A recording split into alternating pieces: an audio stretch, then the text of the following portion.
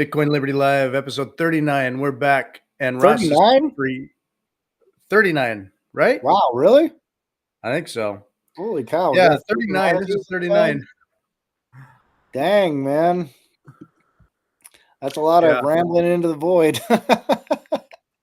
I've had a little issues with Rumble Studio just lately. It's like right now, I can't see us. It's I can hear you, so I know it's on, but You can't there see was me? one day where it was like, oh, there we go. It came back. Okay, good. Can you give us a We're good. side-by-side? Oh, yeah, let me fix that. See, I Hey, couldn't even there's see that us. handsome fella. Nice. I like the framing. Okay, you can see us? Yeah. Oh, yeah. Okay, good. You Yeah, can? something on my end, it's not showing like right. Oh, As really? long as it looks normal.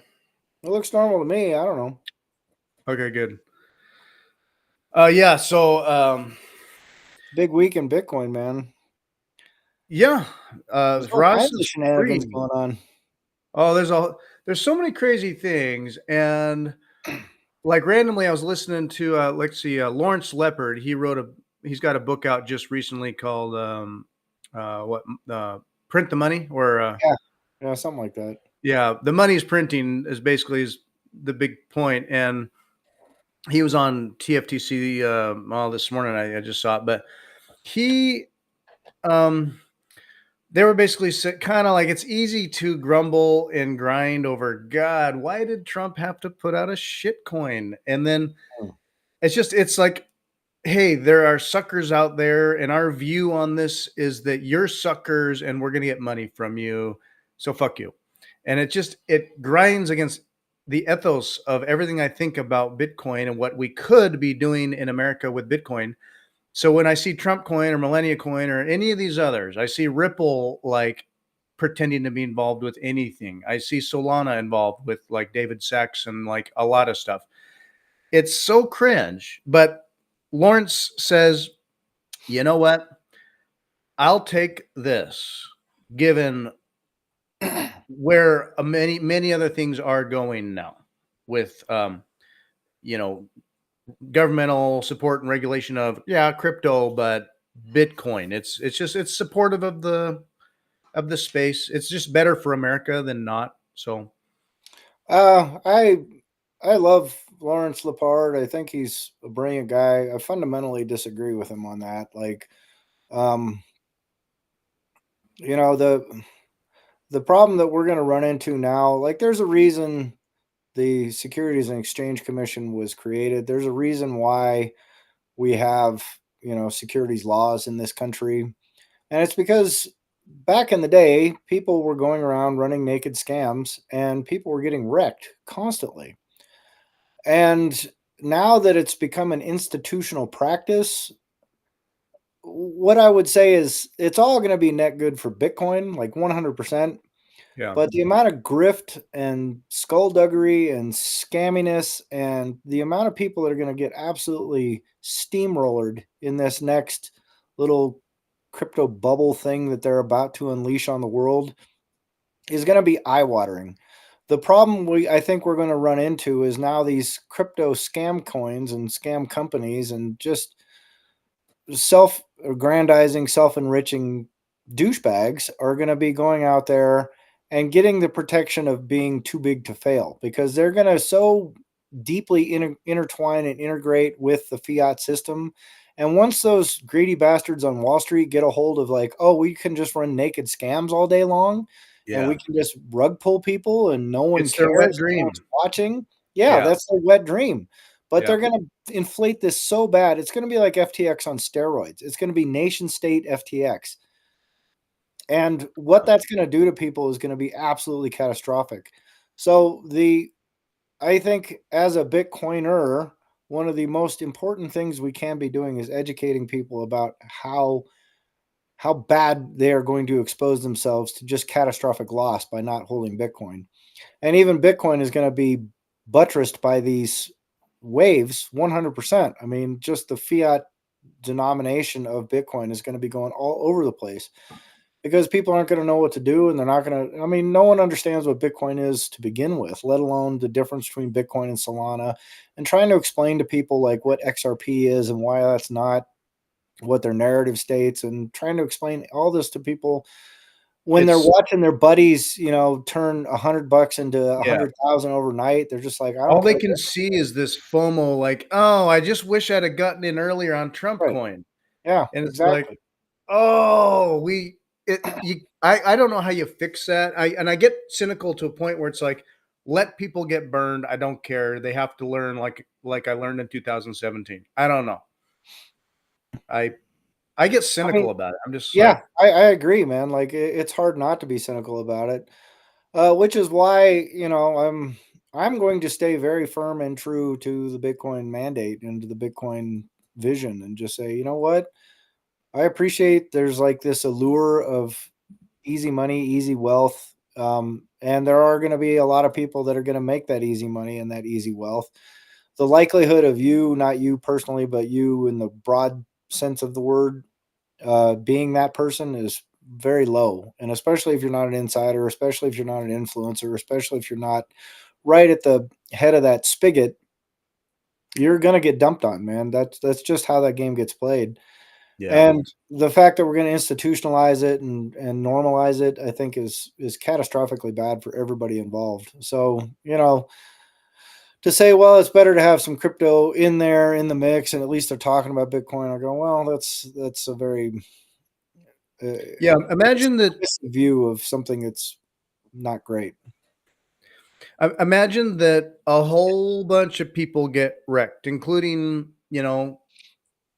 people with The some U.S. government. platform and political connections, and it becomes this like moment. It's like documented in history. Remember the big Trump crypto scam era, Hmm. and all of that reputation sucks itself onto what people think is Bitcoin, and then not it. Bitcoin's win is inevitable as it continues to win and inoculate every day, and yet selfishly, I don't want to delay that. And if there's a big bump in the road and hiccup that delays that, I just think, oh, do we have to wait another generation for people to get there? Or can we have not, could we have skipped 2017 all over again?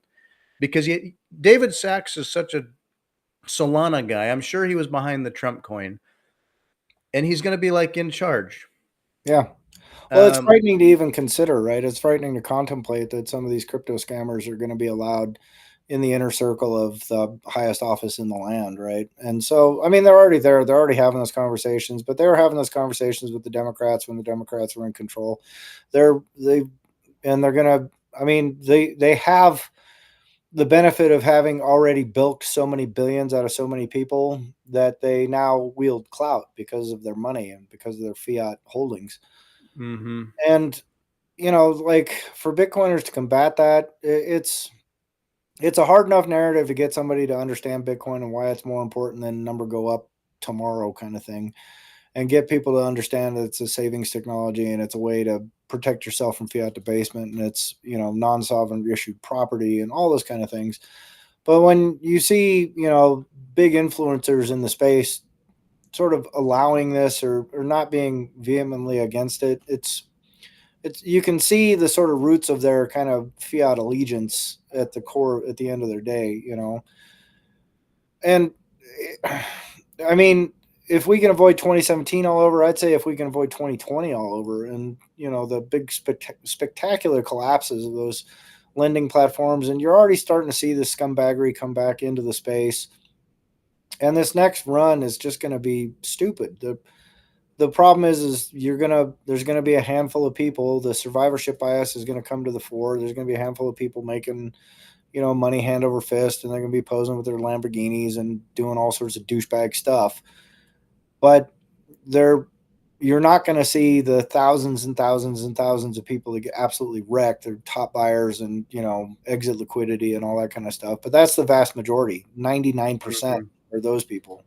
And they're not Yeah. going to be the ones posting on Twitter about their massive, unless they're crying about something, and someone else will come along and shit all over them. So they get ratioed bad just, trying to call it out. So it's Yeah, I mean, it's going to be game on for scamming basically for the next, best I can tell, 4 years. So it's Yeah. kind of an ugly turn, but I think it actually helps accelerate Bitcoin rather than sort of tamp it down. Like, and especially if we can become more effective at our message and just going, hey, rather than just dumping on people and telling them what idiots they are for buying a scam coin or, stupid coin or ding dong coin or whatever it is, and helping them understand, like, hey man, this is a hustle, like you're getting hustled, and I know it's your favorite orange man that's doing it to you right now, and his favorite orange man wife, and his inner circle, and then all the other thousands of people are going to be piling into these little scams. But the more we can just tell people, like, look dude, this is just fiat 2.0,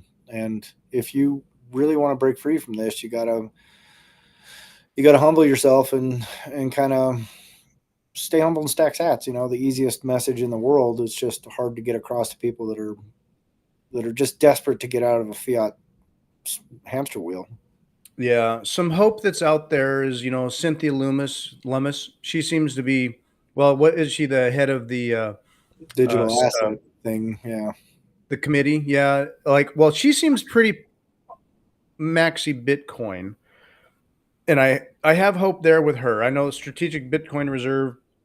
I think she's got a better ethics about all of it, and maybe keep it steered straight in some aspects, and that, I mean, so like Matthew Craddock, his one of his recent videos was like a strategic shitcoin reserve. Is, are we gonna, there's all this talk about, it was introduced and all this as like a strategic Bitcoin reserve, but now it's like, hey, we're working on this, and Ripple's making noise, and we got David Sachs at the helm.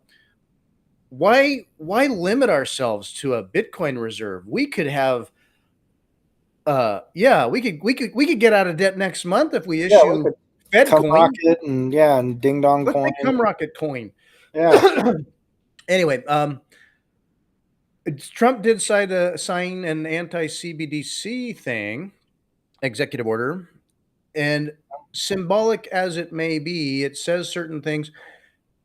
That's not to say that like there's not going to be some government endorsed stable coin, or that Ripple's not going to be all over it. I don't know. XRP. Well, Ripple's trying. I mean, they're, like my whole feed on Twitter this morning is just nothing but, there's two things that are just like absolutely dominating my feed. Fred Krueger launched a shitcoin, and there's some Oh big yeah.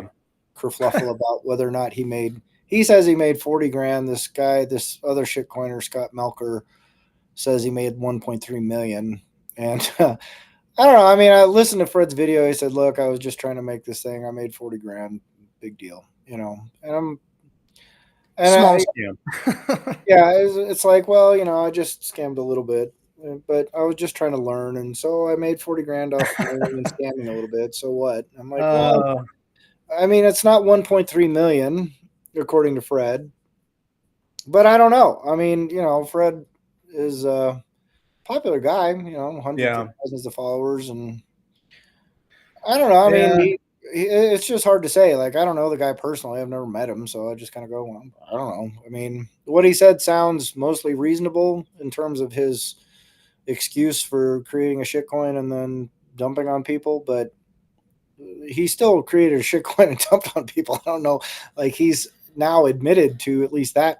I mean, the level of debauchery is low. It's like he pulled the Bill Clinton. He go, I didn't inhale. All right, but it's like, whatever, dude. It You still, wasn't, yeah, it wasn't theft. They bought it. I don't, like people buy it for their own reasons. It's sort of like when I think of like the predatory grifters in a boiler room, and they can say, hey, these were like people with careers and doctors, and they're smart people.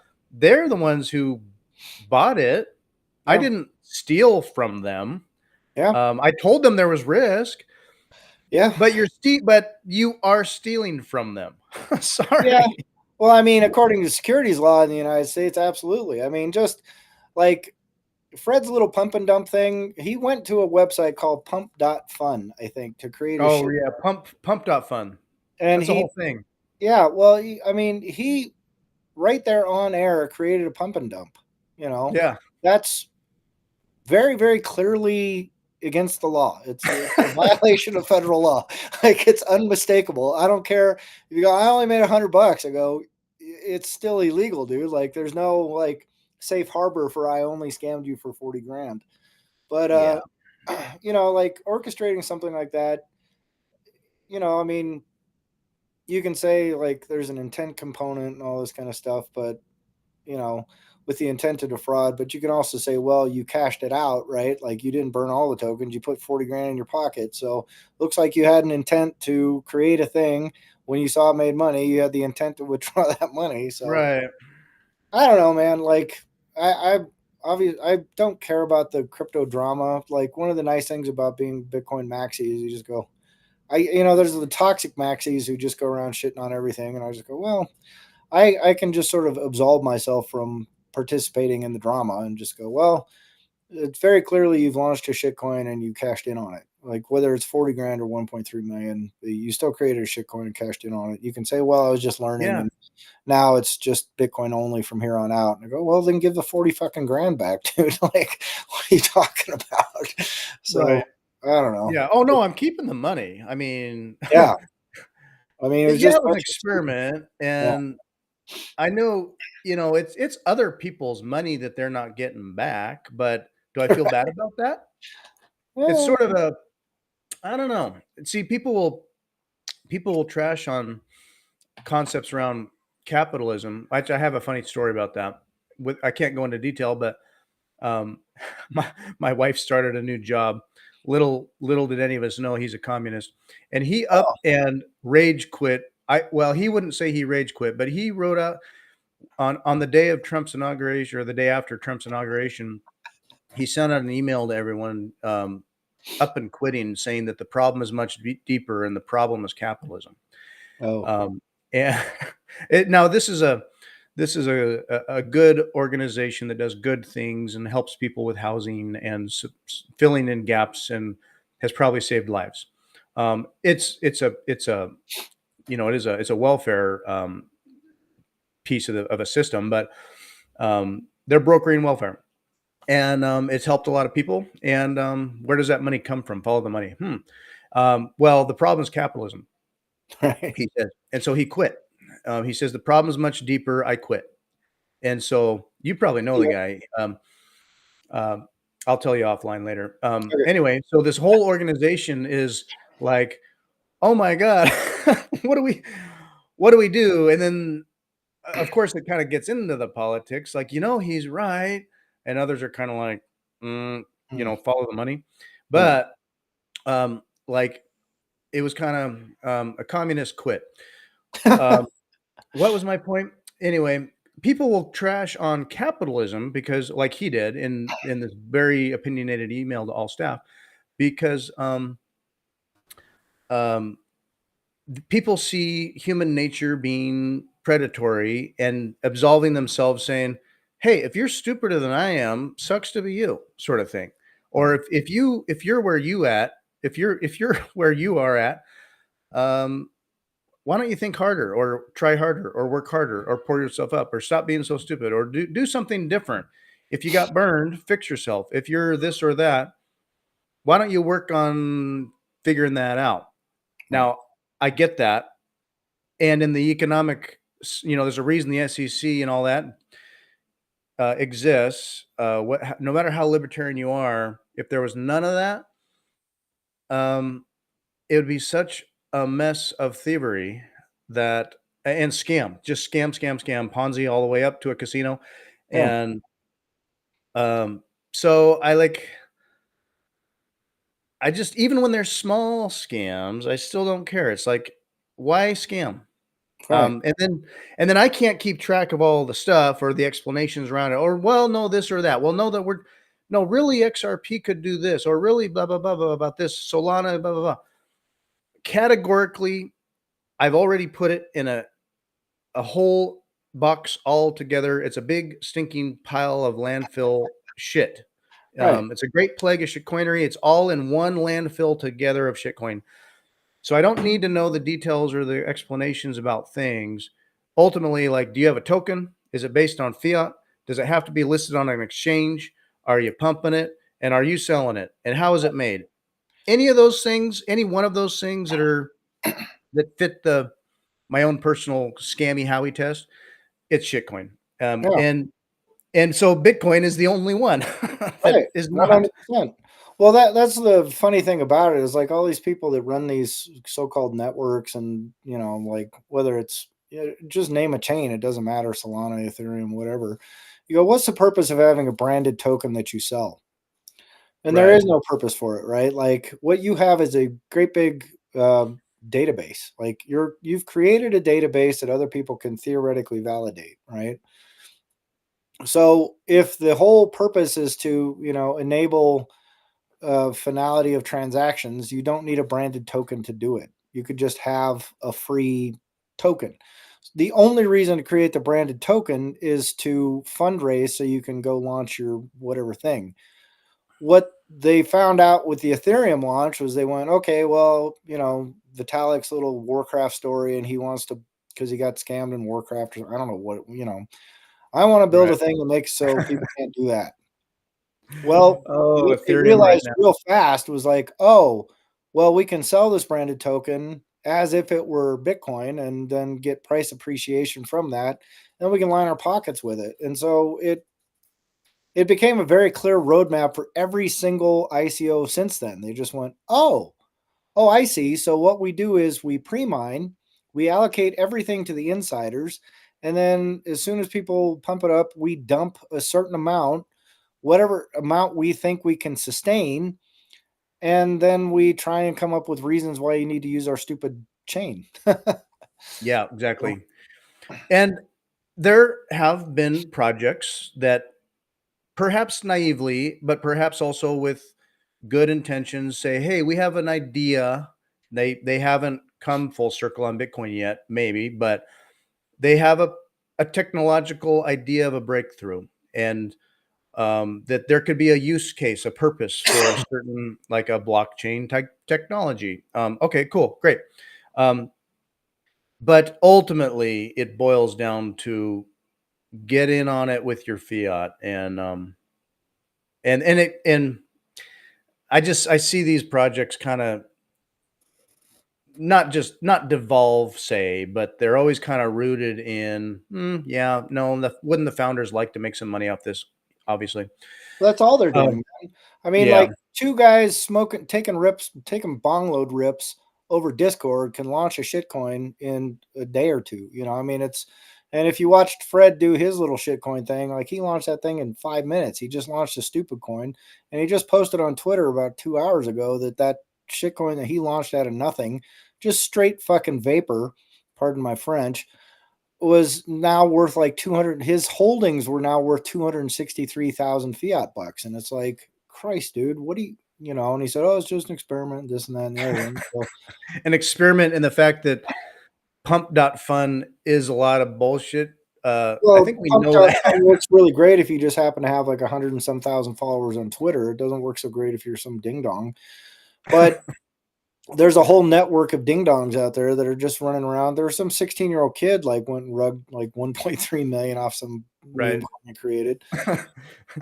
And somebody made a funny somebody made a funny video meme thing of that where it had Freddy Krueger's eyes on that kid, and he's just like, yeah. well, Pump.fun. but none of them. There's nothing that distinguishes the guys that are backed by A16Z versus the 16-year-old kid in his bedroom. It's the Yeah. same exact principle underlying both of them. A16Z, made a whole truck ton of money off of early ICO scams. But I mean, there's data out there. There's a company called Status Research that did a thing back in the shitcoin heyday of 2017 or whatever, the ICO craze, and it was something like 90% are abandoned within the first year after they Oh, launched the sure. coin. So, Yeah. I mean, even if you go back to like 2021 or, there's a big AI craze. And if you watched like literally every single crypto project was like, we're going to decentralize healthcare. And then AI became the big narrative and NVIDIA was going through the moon. So they just went, oh, we're an AI company now. And it's like, whatever the next flavor of the month is going to be coming down the pike, there's going to be that narrative is just going to shift. They create a thing that they go, hey, we got a new database. Here's our new database with our branded coin. This database is spectacular because it does fill in the blank, right? But Mhm.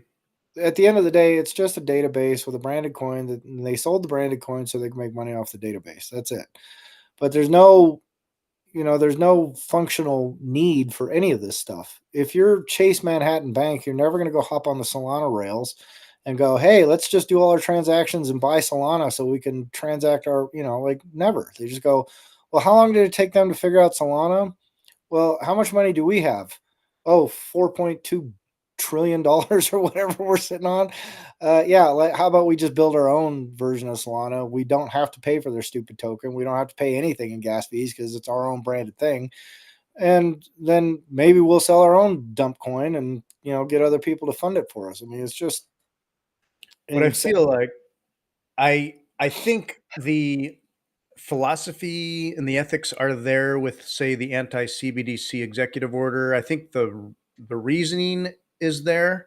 I just think that the roundabout psyop is, oh no, we will never have a CBDC now. Oh hell no, that's but we for functionality purposes, well, we need to plug into a standard stable coin, like an endorsed stable coin that we know and trust and the banks use and then the government can use. And I feel like it's a backdoor or workaround to say we don't have a CBDC, but all these banks and others are gonna, if they want to kind of do things conveniently, it'll all be on this stable coin. And then ultimately, you know, aspects of that road goes to Bitcoin, yes, but it's hugely distractive from the ethos, in terms of like, what's the right way to do this? Couldn't we do it right from the get go and not have this razzle dazzle Yeah. fiat gambling mindset about it all? I work with people who have addictions. Several of those folks, specifically, it's been a gambling thing that has led to other problems in their lives. But um, I feel like you can have someone who's very, very smart and well reasoned, and you will rationalize in your mind just what you want to do anyway and make it sound like sensible. So it's like, I'm not gambling, I'm investing. Or no, I study this a lot. So I know what I'm doing, or there's reasons that this makes sense. And I just sort of say, like, who goes on pump.fun thinking like, one, fun? I think that's the fun of gambling. It's the allure of like riding a bull for a moment, and maybe I get rich, and really over time you're getting drained. So it's like, who goes on there? Well, it's gamblers. And there are good people, not even dumb people, that are down in there. They got addictions or a gambling problem, but they reframe it as if it's investment, or that they know what they're doing, Yeah. Well, they use all that investing language, right? And Yeah. the thing is, they use all the language without all the disclosures. Like one of the things that kind of soured me on the whole Fred Krueger thing was like early on, like Thorchain, like early on in my Bitcoin only conversion, like Thorchain came out with some Bitcoin lending protocol, right? And to Thorchain's credit, they came out with a paper that said, here's all the risks of tinkering with our stupid protocol, which is now bankrupt, by the way. Mm. And they've ceased all their lending activities because everyone would have been.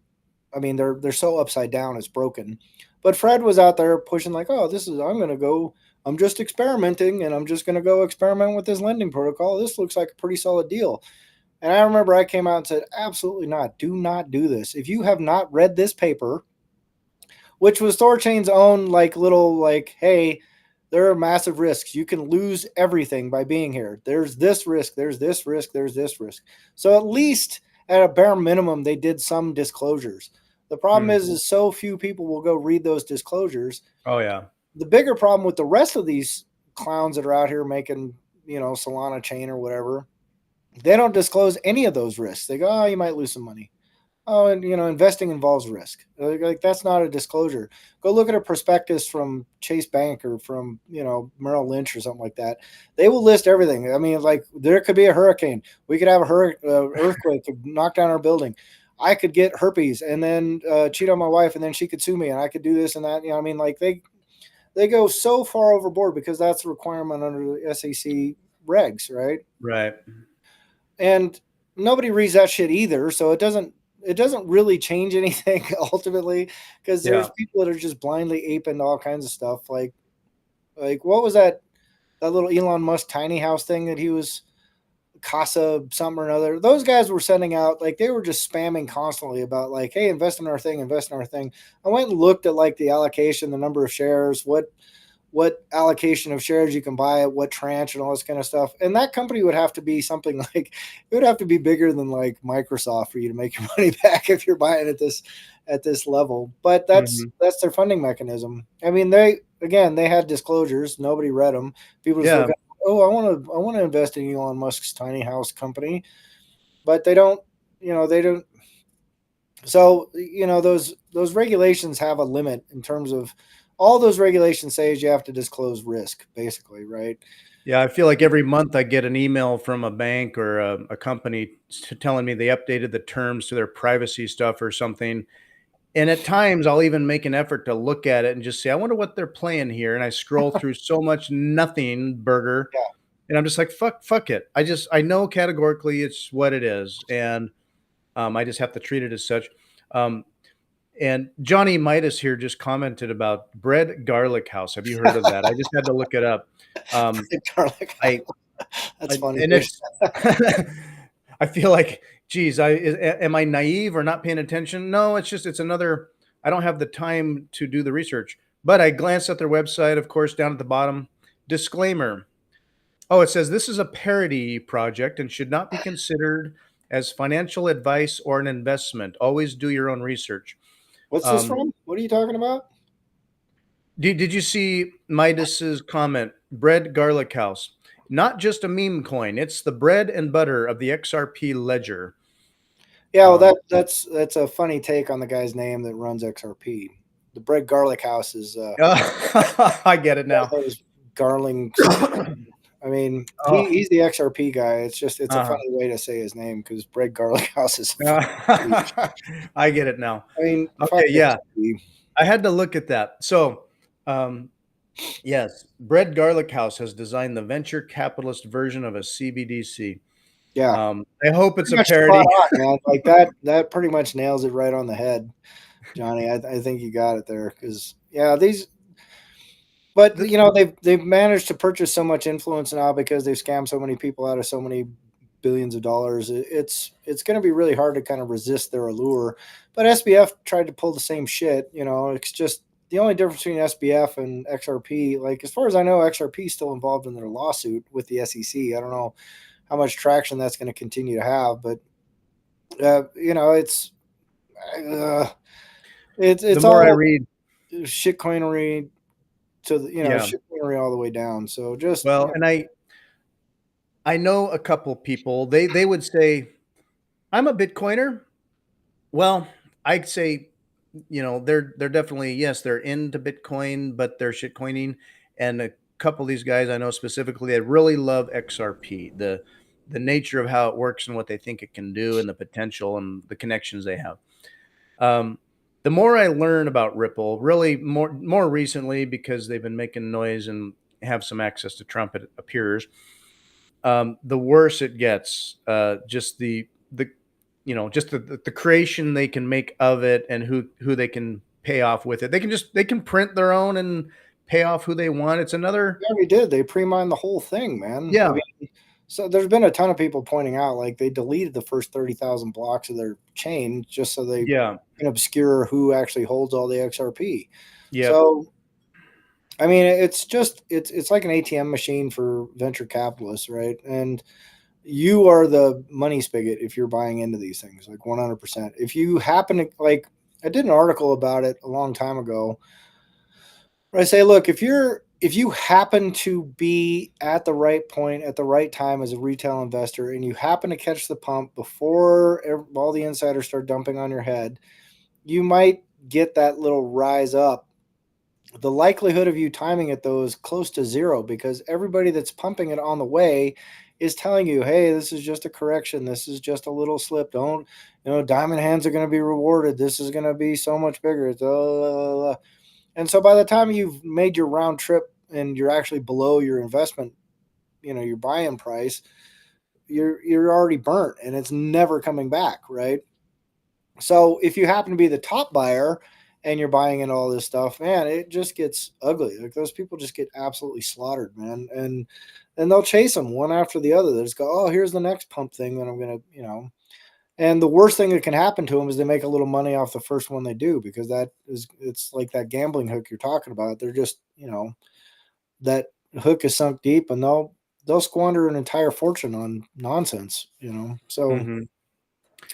Well, good news being that Trump did fulfill his promise to not just, like commute sentences or whatever, but pardoned Ross. Ross is out. Ross was online with a video thanking Trump.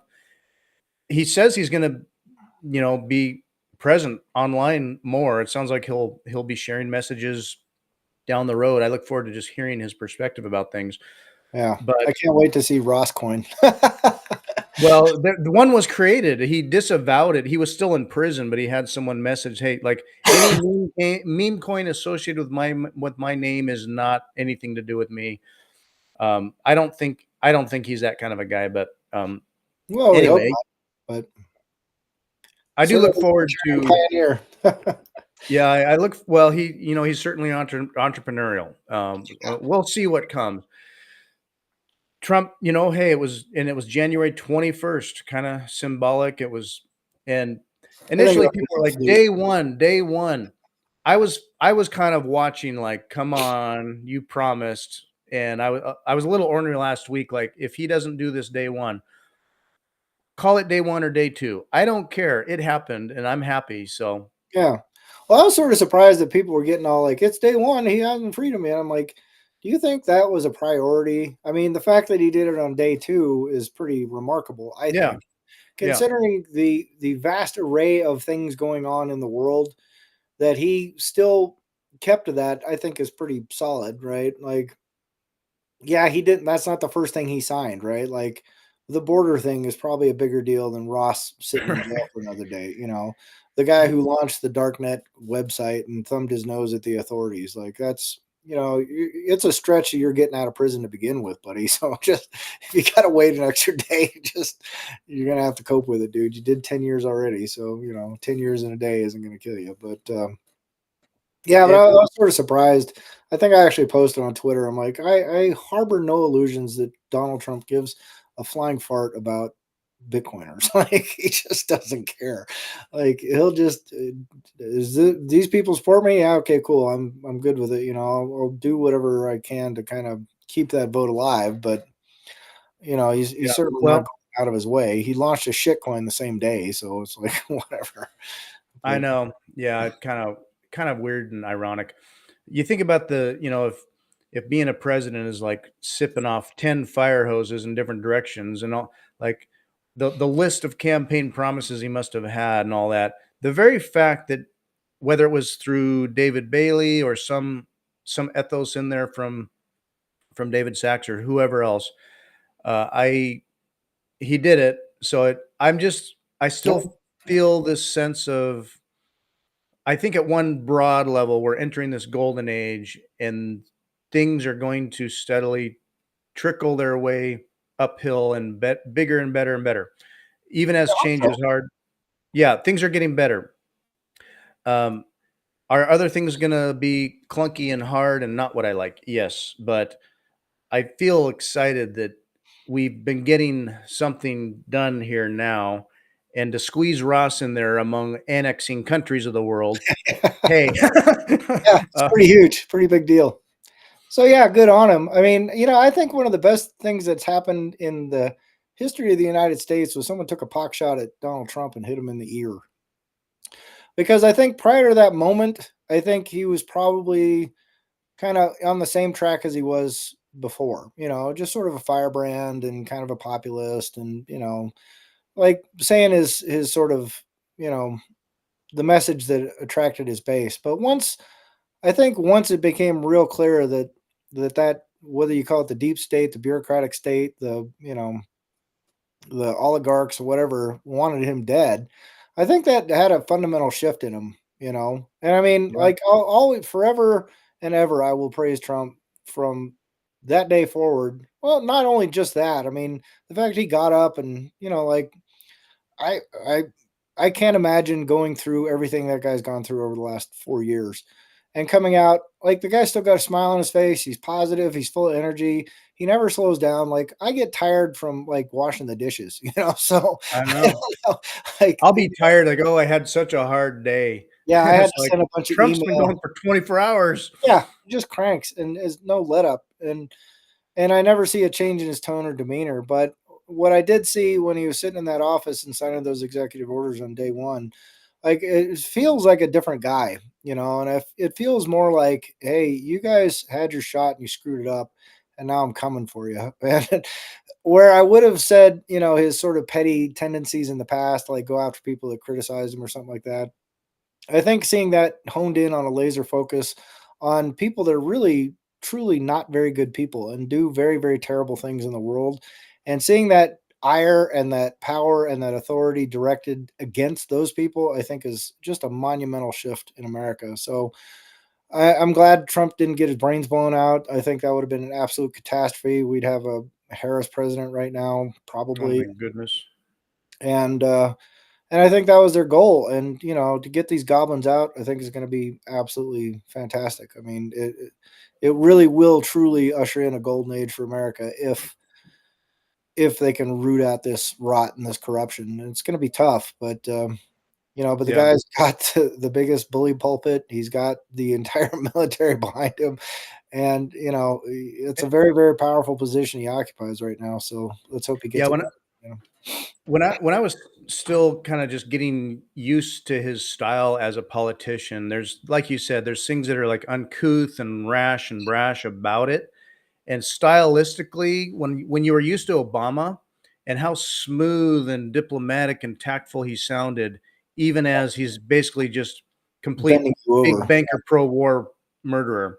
Yeah. It's like, Oh, yeah. Fun "Hmm, guy, but dude. Yeah. I'll take brash, who knows how to play the game, and, hit after hit that he tosses out there, it keeps them running, and I mean, just, signing an executive order to release the JFK and the RFK and the MLK assassinations, I'll call them. That's that symbolic as it is, I'm sure it's all white papered over so well, but that's something. It's just one thing after another, and I feel like, um, this when I'm cynical about it, I feel like it's like, okay, innocent until proven guilty. Unless you're at high levels of government, then I think you're guilty until proven innocent. And, and like the deep staters, sorry, you're just categorically guilty. Yeah. Um, there's no innocence to explain about it. You've been guilty for decades. So Potentially, yeah. I mean, it's a it's kind of like well, it's like biology. Like, you look at a human being and you go, yeah, we all look pretty much the same. You start cutting them open, and it gets a little wet and messy. I mean, and there's a lot of variability. So I I know that not everybody that operates in that realm is an evil person, right? I think if you met most of the people that work at the CIA or something like that, they would be pretty banal, sort of boring people. Just like if you meet people at the Federal Reserve, they're pretty banal, boring people. And there's a handful of people in there, and I think it's a tiny handful that are sort of like pulling strings in various directions. I think almost universally, though, if you asked any of them, they go, "I did this for a good reason." They wouldn't sit there and go, "Oh, I'm evil incarnate and I just love destruction." They go, "Well, if I hadn't have done this, then this coup could have happened. If this coup happened, then this thing could have come to power. If this thing came to power, then this guy would have been emboldened. If this guy got emboldened, then this would have." And so they've got these like big, you know, chessboards laid out in front of them, and they think they're doing something useful. But if you look at, like, all these Democrats, the pro war, the new neocons of our age, these people are like talking about, fighting Putin and sending more and more stuff to NATO and fighting in Ukraine, all this kind of stuff. I go, man, that is catastrophically bad idea. That is not Russia is not some ding dong third world country. They have an arsenal of nukes and they will use them, So like Mhm. you're tinkering with very dangerous stuff there. But What yeah, will I they agree with you, find? Johnny. Unobservant and unaware citizens, 100%. Yeah. I Well, mean, and that's the whole purpose of that whole operation, right? Is to get people to fear others and trust you, and when you don't have their best interests at heart, that's, 100% why they do yeah, these. fear and greed wrapped in patriotism perhaps is such a go-to tool, and there's the typical long time sort of the psyop of problem reactions solution, the Hegelian dialectic, where we're going to march forward, but whether it's our left foot or our right foot, we're going to march steadily forward onto totalitarian dictatorship, and never letting a good emergency go to waste. And so things it'll seem like, whoa, we're just doing our best to do the right thing under the circumstances. So you must mask up, you must stay at home, you must get the shots, blah blah blah. It's wrapped in reasoning and response to Yeah, emergency, always. and we have to in there though. If you've been in that career for a long time, you may have decided that no, we work for good, we do good things, we're patriots, we do the right stuff. Yeah. um, the question will be, when they're told, no, you're not going to do this anymore, can they let it go, or are they going to fight? And how do they fight? They've been Well, fighting, clearly. the thing is, I don't even know if they'll fight back, right? I mean, like, there was a great interview with a British intelligence guy, and he said the intelligence service is there to affect foreign policy that you can't do overtly, right? Like, you can't look at Iran and go, "Hey, this Shah guy is kind of a douchebag. We should probably get rid of him." But you can't do that overtly. So your intelligence service is supposed to go do it. So the idea is the intelligence services of the world are there to implement policy that is not savory, right? The problem is when you don't have clear policy, then these guys start just making it up on their own. And they go, well, this is probably what they want us to do, or I think this will probably work out better. And then you've got chaos, which is what the world has become now, because you've got these intelligence agencies that are going around running off their own agendas with their own private armies doing their own private thing. And it's and when they get corrupted by greed, and and when they see how profitable it can become to do this kind of stuff, then the incentives get all entangled and messed up. But if you have someone who's got strong policy, who's dictating like what these intelligence agencies should and should not be doing, and is very clear about it, I think they almost might welcome it. It's kind of like a pit bull that's running amok, and Caesar, what's his face, shows up and goes, "No, be a good dog," right? And I think what needs to happen with these intelligence agencies is they need to be brought to heel, and they need to have clear directives about what they're supposed to be doing. And as long as those directives align with our constitutional foundations, then it's fine, because the world is a wet and messy place, and it's a sticky place, and it's sometimes hard to navigate and sometimes hard to understand what's going on and the reasons why behind it. But if you have these guys doing it on their own, it's catastrophically bad. If you have someone that's clearly directing the game, a good coach, then all of a sudden the game starts getting played better and more effectively. Yeah. And Bitcoin changes some fundamental rules at a deep level there that can't be ignored. And Trump, in his own entertaining way, is popping every balloon left and right where he can and triggering people. And I'm just like, bring it on, because I don't know how it's like you gotta break some things down before you can build it back up correctly. And Oh, he's I may bringing not like it all, the but book, right? Like, he's bringing the chainsaw. Javier Milei and the chainsaw. And it's like, oh my gosh, that's so aggressive. I'm just like, hey, bring it. Yeah. Let's figure this out deep. Yeah, Anyway, I I'm with feel you, Johnny. I'm with you, man. Like I'm cautiously optimistic as well. You know, I don't like putting a lot of faith in a lot of people. And when those incentives are aligned so kind of wonky, especially with fiat money and the central bank just creating paper out of thin air and stuff like that, it makes it really hard because those politicians are always going to gravitate towards the easy solution because they're not. You know, most of these people used to be car salesmen and shit like that before they got elected, and they just happen to be egregious, fun, outgoing people that get along with people well, and that's why they get voted in. It's not because they have any sort of particular expertise. And the other half are attorneys, right? So those guys are kind of douchebags to begin with. So, you know, if you put the combination together, it but there are people that are statesmen, you know, and people that get up there and do the right thing. And I I think if feel like Thomas I mean, Massey and Ron Paul and guys like that. yeah. Mhm. Yeah, and I think it's that rare person that there are many people that enter politics with a deep sense of integrity and purpose and patriotism and for the people. And they get in there and you have no idea the deep levels of powers and threats you face. And some of them are put to heel. I think they've been trying to put Trump to heel and they couldn't. They most every other president before that, they were sort of selected and or put to heel. And it was sort of like, Mr. President, actually, this is how it works.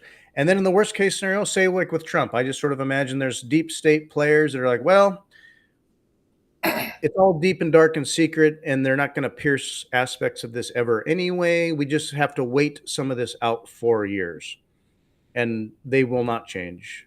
Uh, how that gets popped, I don't know. I don't know. I mean, it'll be interesting to see. I think if Trump can come up with a coherent foreign policy strategy that aligns with the intelligence that he receives from his intelligence agencies, then it might at least shore up a lot of that corrupt influence that's in there right now. I mean, with the Dems in power, they were so. I mean, like we're lucky we're not in World War III right now, and they were pushing real hard for that. So Right? it's you know, We almost went off the brink there. yeah. And There now was, at least Trump, I think, is legitimately trying to prevent World War III, and God bless him for that. So yeah, there was a cease and desist order. I can't remember who put it out there, but under in the Trump cabinet, he's building um, the part of Operation Choke Point 2.0. There was massive shredding and disappearance of documentation going on, and it was like there are rats fleeing the ship and they're covering their trails. And I think that legitimately there are people in there wondering if they're going to get prosecuted criminally. Whether they consider it lawfare or they're actually legitimately scared, well, don't you're matter not to allowed me. to debank people. That flies fundamentally in the face of the charter of the Federal Reserve. So, Yeah, debanking people like that is fundamentally illegal. So, if those people are scrambling and covering their tracks, it's because they know or knew or are aware that what they did before was illegal, or they are likely looking at it and going, "Well, people are probably going to be calling us to task on what we just did here." So, it's great watching the rats flee. Like, uh-huh. good riddance. Don't let the door hit you on the way out, buddy. But you could, like the thing Ron Paul used to say is, the most remarkable thing about government shutdowns is no one notices. It's like Yeah, it doesn't. These people are functionally useless, and you watch all these people crying now about I got to go to the office and this and this. Like, oh, just you are a sponge on the taxpayer, man. So like, yeah, we want you to show up to the building that we're paying, $1 million of rent a year to maintain for you to not be there. Like, it's just insane, man. So there's probably a number of people with careers and they got used to certain things over 4 years, and they're having an existential crisis of like, I get paid well, I can't quite retire, or could I? Do I just quit? Or what do I do? I'm not used to working actually. yeah. I have to come in a day a month in person. And so I would piggyback those back to back and come in one time to DC every 2 months. And if I have to actually come in and work and be accountable and week by week be asked, so what'd you get done this week? There's a lot of bureaucrats that have gotten used to decent pay for government work that is not. I mean, there's hardworking people in government, I know, and there's a lot of process oriented nothings, and so Yeah, it's 90% process oriented nothings. It's like the 10% of people that are actually trying to get stuff done. The reason they're working so hard is because they have to battle all the process oriented boneheads that are getting in the way. And these people are just a drain on society. If they're unhireable at a normal company because they get fired within a week or two, if they were allowed to. It looks like it's going to get easier to fire people finally. So it's, I mean, like all these places that are employment at will until you try and fire someone, and then you realize just how not at will all this relationship is. But man, we well, could gut a lot of federal bureaucracy, and we could certainly gut a lot of state bureaucracy and city bureaucracy, county bureaucracy, all of it. It's all trash. It's all garbage. And it's all reactive to perceived problems with, paper solutions. And, you know, it's like the yeah, SEC. You go, well, what was the big thing with the SEC? Well, they made it really hard to sell shit stocks and scam people by listing. Like they gave them the authority to go chase after people that didn't ask permission. And the people that do ask permission, the only thing they have to do is spend a lot of money and then disclose that their investment is a shitty idea. That's it, So there's not a lot of teeth to it, and which is why these crypto scammers feel so emboldened and just they go, well, hey, there's 100,000 of us launching these shit coins every 10 minutes, so good luck tracking us all down, all 1,200 people at the SEC. oh Well, it's yeah, nice. Like Fred's not going to get prosecuted for orchestrating a pump and dump and cashing out 40 grand on his followers or whatever it was he did, or at least what he has admitted to so far. So but yeah, he could. I mean, like all it would take is just one SEC guy to get a little hair up his ass and go, you know what? I don't appreciate this guy doing this, and he'd face charges, man, like 100%. So hmm yeah. That regulation had not been clear or consistent, and kind of you know um, regulation through warning letters, and um, when I think of a guilty until proven innocent in government, Biden pardoned Fauci back to 2014, and I don't know the nature of the rules on pardons and all that, but to have a wide scope of latitude is the only thing you have to understand about presidential pardons. Wide latitude, almost yeah. anything goes. So yeah, So I think yeah, Elon Musk 100%. Elon Musk tweeted something about what was Fauci doing way back in 2014. That, but I mean, I don't know. It's just Gain of function. Yeah, gain of function research. that was Yeah, barred in the United States right around that same time, I believe. I'd have to pandemic check. planning early and often. Um, yeah, money printing is the key. People will have their political concerns or gripes or call it economic things, and no matter what slant I'll hear about it, like we've talked about, for me it always goes back to the money. It's like, where does your money come from? Where does our money come from? How does that occur? Yeah, All thin razzle dazzle.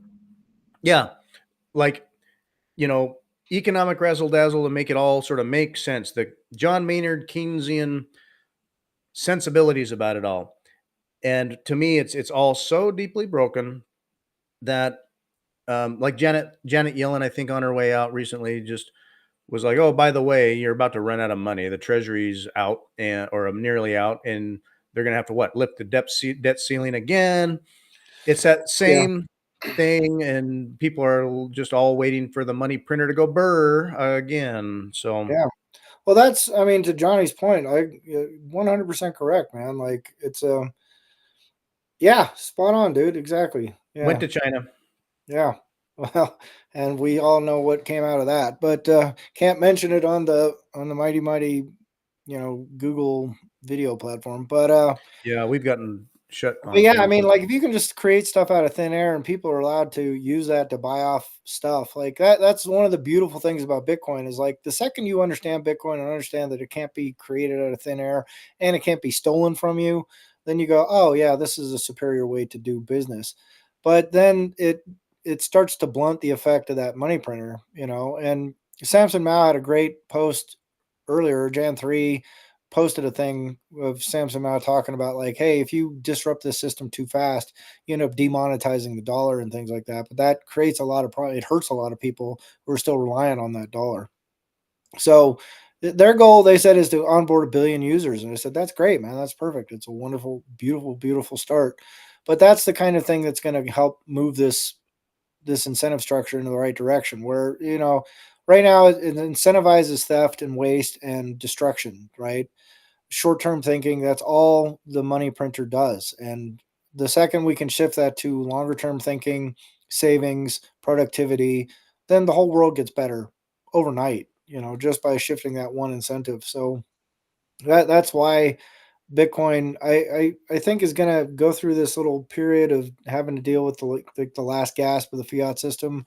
And I think crypto being involved in institutional adoption is going to be part and parcel of that, because these guys are already morally compromised. They've already been bailed Yeah. out so many times. They have no compunction against doing it again.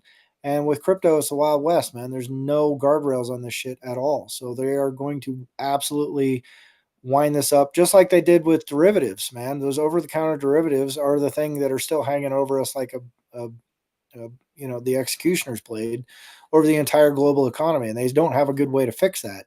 Crypto is just going to magnify that 10x, man. So it's you know Bitcoin is Yeah. coming to the rescue of that entire about to collapse system. It's just how smoothly can we do it, and how little disruption can we do to the average Joe is what I think is most important, and why Yeah. I And I keep just, supporting Bitcoin the way it is.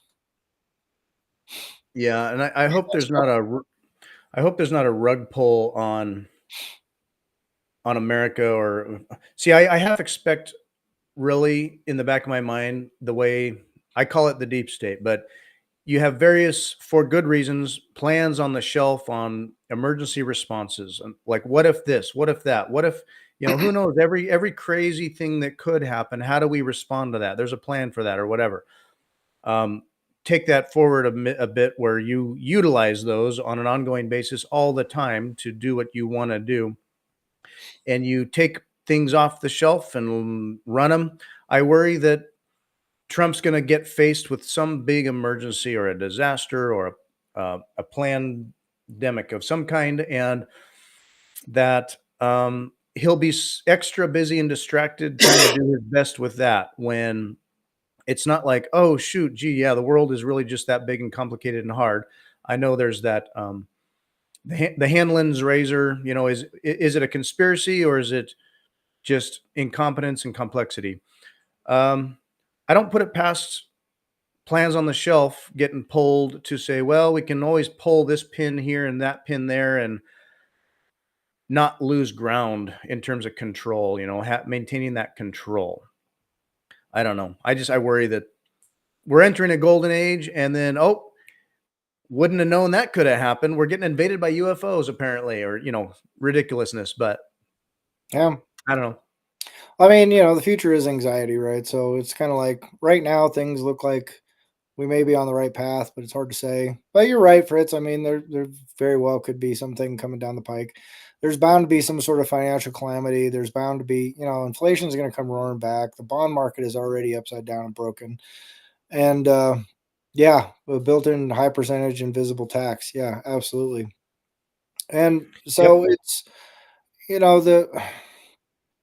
the way forward, I think, is to help promote Bitcoin adoption as widely as possible, which is why I'm always a little hesitant to be sort of crapping on shitcoiners, even though I don't like them, but more for their followers to just kind of go like, hey, man, I get where you're coming from and why you want to do this. And Bitcoin's better, and it's going to be better if you can just be a little bit patient with it, but Yeah. it's the only thing that's going to save folks from the inevitable calamities that fiat can't help but create. So we'll see. Yeah. One little seed that got planted for me, like junior year of high school, way back in the day. I remember I had just happened to have a really great teacher who talked about, we were learning about um, aspects of money, and then what are stocks and bonds, and how do governments do stuff, and balancing your own checkbook, and then and lo and behold, the Federal Reserve, and what is all this? And it planted these little seeds in my mind of like, oh, this is not exactly what I thought it was. To me, money was just a given. It's what the Department of Treasury, and it's America's dollars, right? And little did I know, just yesterday, randomly, my son, who's graduating high school here soon, he's got a new class in economics with a new professor. And he's like, he loves the guy. So it's good to have a teacher with the charisma and, makes it interesting. But they had a good discussion. He was telling me, "Hey, Dad, I think you'd like my economic teacher. He's into, hard money, and talking about the Federal Reserve, and now to what extent they're going into it, I don't know, but I'm glad to know that in school there are at least some teachers that will talk about it and not Keynesian paint it over, like this is just the way it is. This is how it has to work. Federal Reserve runs it, like you think it's part of the government or something. Um, anyway, that was encouraging. Yeah, I agree with you, Johnny. I'm hopeful as well, Me man. too. I think you're absolutely right, man. If we the second you give up hope, you kind of cease. What's the point at that point, right? So, but I think we're entering a hopeful time, and Yeah. kind of one of the neat things for me right now is like, Gen X is finally, like when you start seeing what's that senator from Kentucky, the guy that's like basically brain dead but still shuffling along somehow. Mm. What's Mitch McConnell? Oh. The guy will just literally like his operating system will reboot right in the middle of an interview, dude. He's just, but the more and more of these guys kind of shuffling out the door, like Thomas Massey is Gen X guy, Elon Musk is a Gen X guy, like all the Gen X people are coming along and they're shaking stuff up. So it'll be cool to see. I mean, I know there's a bunch of them that are kind of embroiled in the old fiat politics game, but some of these new guys coming along, I'm pretty hopeful about, and be interesting to see what they Mm. do. Like, but yeah, yeah, Yeah. Um, I yeah, school can indoctrinate kids so easily, so much, and yeah, I mean, most adults don't really understand the nature of it, and it's weird because I just sort of I presume that with a little research, if you have any curiosity and aren't people curious like I am, that it's a discoverable thing, and then honestly, I don't know, it feels to me like 99% of people I'll talk with, I just touch upon hints of how the system works, and let alone criticize it hard or anything. And people are just not really aware or wanting to be aware that it matters. Um, well, it but goes against groupthink, right? Like, it's a very mhm, innate thing in our bodies for it to be like accepted by the group and be part of the group. So to stand out from the crowd puts you at great risk back in tribal, life. Like, you don't want to be the guy that's standing outside of the herd when the lion shows up, right? So it's that similar sort of impulse prevents people from going against what everyone else is doing. mhm. And so it's those few people that do that that kind of move the needle forward on humanity. It's just it's a rare person that can do that. So you're fortunate to be one of them. You see. Yeah, I think it's going to get easier for people as well because I mean, it's easy to say, oh, the Overton window, but just sort of what is out there now that people are seeing and being, contemplating perhaps is just different than what it was before. I think things are being talked about, and so they're hearing about it, and it's an adjustment to get used to just hearing of these concepts that relate to a different view on money and politics and how it works. So I think it's sort of like if before it was almost like not approved, or like to even mention it is like, what's wrong? You're anti-government, and no, now you're not. You can just be trying to engage with a better reality, or understand Actual better reality, yeah. actual reality. So yeah, and before it'd be like you mentioned it at all. Like I was in the finance department a month ago talking about stuff, and it's like they brought it up, but I was like talking about the nature of the dollar itself, our language in finance of the dollar, and how just in inflation. What is inflation? What, like, where does that come from? So the county could be sitting on a treasury of dollars, or try to harden that by investing in like approved, you know, mutual funds or something. For me, I just said it's all in the dollar, and for me, that system is theft. Yeah, 100%. Without saying that, but for Yeah. them, it's like whoa, whoa, whoa, whoa! Like the dollar is the only dollar there is, and I'm like, well, Well, they don't get it. I mean, that's, even when I was trying to influence some of those same county people, man, they can't wrap their heads around a notion of something existing outside of their experience, right? So, but it's pretty normal for most people. I mean, like if you come along with a very novel idea and share it with people, most people are going to shit on it right out of the gate. They're just going to go, "Oh, that's not what But that was Copernicus, that was Galileo, that was everybody in history that comes along and goes, I don't think that's the way things work. You're always going to get hit with disbelief people, until everyone else catches up, right? Like there's that great saying, no artist is ahead of their time. The artist is of their time. Everyone else is behind the times. And it's the same thing with scientists and discoverers and all that kind of stuff. They challenge orthodoxies, they challenge norms.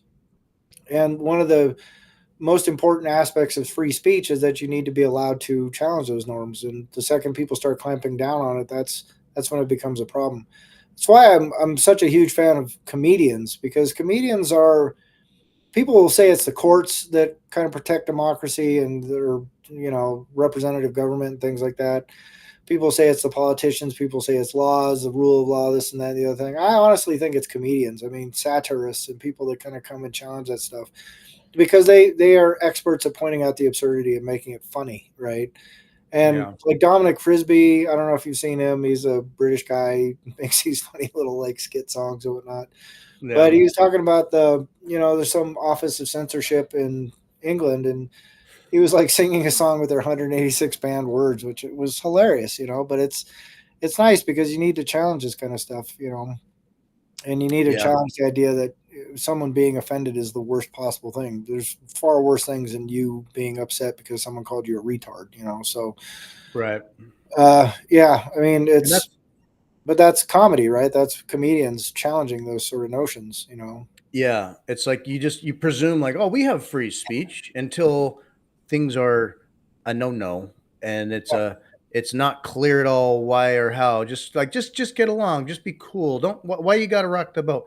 Comedians are just right there like, hey, I'm going to rock the boat and you're Yeah, going to boo me, and that's my job. yeah. And um I I just, and I think that has made a shift as well, where tolerating the ideas of like, oh, misinformation, disinformation. It's like, hey, you know what, the answer to say bad speech out there is not to control and regulate and ban and censor speech. It's tolerating and um having more speech, counter bad speech with just more speech, get more engagement, get more discussion about it, have more speech. And yeah, it's a it's a clunky, inelegant, disgusting thing at times. But in America, we need to practice that as opposed to saying, no, no, no, we need a ministry of truth to tell us, Right. trust the science. Well, it's against the Um, law in America. It's against the law to have a ministry of truth. So, regardless of how bad the Democrats tried to foist that upon people, it's against the law. And listen, I was a Johnny is a professional touring. touring That's comedian. awesome, dude. Wow, Really, that's a hard living, isn't it? that is not Well, good easy. deal. That takes That's courage. great, man. Where's the I think links, dude? Bitcoiners. I want to see some stand up. I know. I'm curious now. Bitcoiners, in a way, you have to have a little bit of courage, I think, because yeah, you're out there like, I believe what I believe for my reasons. Not that I'm an asshole about it, but you're dealing with judgment, criticism. Artists of all kinds are. It's like, I'm going to do what I think I can here and do my best. But you're putting it out there. And what are people going to do but have reactions to it? And it's so easier to be negative than to say, that's different. Let me think about that. Yeah. It's easy to be like, oh, boo. So being on stage, that's that's putting yourself right out there. Yeah. Well, I mean, going on TV, yeah, like television, standards and practices, man, that's brutal. Anybody that's funny on network television, I give them huge props because that is such a lift, man. It's so hard to get around standards and practices. But that's awesome, man. Like, I'll send us a link, man. I want to see some of your stand up. It would be great. But yeah, I actually took a stand up class in Los Angeles, like as if you could take a class to learn comedy, right? But I got out there and like our little graduation ceremony was at the Improv, man. And yeah, I don't know if you ever played the Improv, but Jesus, that was like I'll never forget, man. Because it was a super friendly crowd. It was just friends and family kind of sitting in the crowd, but the place was full, right? And you're in the round, it's like so you got audience all around you. And when that guy was like, up next, Daniel White, I was just like, I don't want to do this, man. This is a terrible idea. This is Yeah. Yeah. I can't in a fantasy world, I imagine, oh, I could come up with jokes. I could deliver it. I have thick skin. Uh, oof. yeah, it's hard to stick to it. Um, Yeah, that's a whole different George level of yeah. George Carlin, he initially did the banned words. He had a whole, a skit thing he did on the banned words. Like I had to look it up. The 7 dirty words, Oh words yeah. you can never say on television. And George Carlin was out there early, 1972. Oh yeah. Um, you think, Pushing boundaries, man. That's what comedians do best. Push those boundaries. yeah, Expand the collective dialogue. yeah. And so it's like here's the 7 dirty words. I wonder if this will pass YouTube. Hopefully, shit, piss, fuck, cunt, cocksucker, motherfucker, tits. I don't like those words. I don't want to hear them. I think it's easy to overuse them, and there's some I just would never use. But Which it's one would you never also use? as Tits? I just said them all. You would never But use any of them? Well, well, like I my mean, friends yeah, in England, man, they drop the C word constantly, dude. Like it's that's the just thing. See, the C word for me is kind of like, ooh, it yeah, that's connotes because you've been cussed about. misogyny in America. Yeah. Yeah. But in England, it's just like Yeah. faggot. Hey, you want to light my faggot? Yeah. Um, yeah, this different culture, but it makes you pause and think, huh, yeah, I mean, I don't like these words. I don't necessarily say like I don't cuss a lot, but I don't say certain words, but why can't you say them? Because someone might get Or their little feelings hurt, dude. Well, like the yeah, president of Singapore said, he's like, you need to be more resilient than that. Like right now, the entire, he was talking about the Democrats in power at the time. He said, these people, they put your feelings above every other priority in the world. And they go, you have to be more resilient than that. You cannot just collapse the second someone says something you don't like. Like that's not how the world works. You got to grow up. You got to be an adult. You got to deal with stuff like that. And language is one of those things. And when you watch people get all huffy and puffy about you said, I can't believe you said that word. It's like, well, I understand someone's feelings might get hurt, maybe, but to that person, you need to be more resilient than that. You need to be able to withstand because there's going to be a lot of things in life that are going to come at you that are much harder than being called a whatever. So yeah, yeah, good on up you, and Johnny. coming. Father, you're a procreator. Like Yeah, Fritz is a yeah. father. I am not a father. I'm a father of a Bitcoin wallet. That's how I managed to produce in the world. It challenges you. Yeah. I had a thought.